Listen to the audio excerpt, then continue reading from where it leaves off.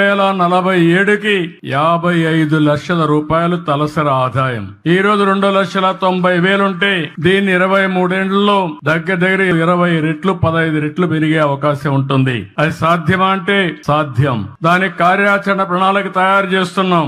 అదే సమయంలో ఇది కొంతమందికి ఆదాయం వచ్చి చాలా మంది నిరుపేదలుగా ఉండడానికి వీలు లేదు. అందుకే చాలా రోజులు మదనపడ్డాను. ప్రభుత్వం అనేక కార్యక్రమాలు ఇస్తున్నాం. మొన్నే పేదల సేవలో నెల మొదటి తారీఖున పింఛన్లు ఇచ్చాను. ఈ రోజు మీరు చూస్తే 4,000 రూపాయలు పింఛనిచ్చే ప్రభుత్వం భారతదేశంలో ఒక్క ఆంధ్రప్రదేశ్ ప్రభుత్వం తప్ప ఎక్కడా లేదు. ఇక్కడుండే ఎన్డీఏ ప్రభుత్వం ఇస్తున్నాం. దివ్యాంగులకు 6,000 రూపాయలు ఇస్తున్నాం. ఒకప్పుడు 500 నేనే చేశాను. మళ్ళీ ఈ రోజు వస్తే తర్వాత వచ్చిన తర్వాత 3,000 చేశాను.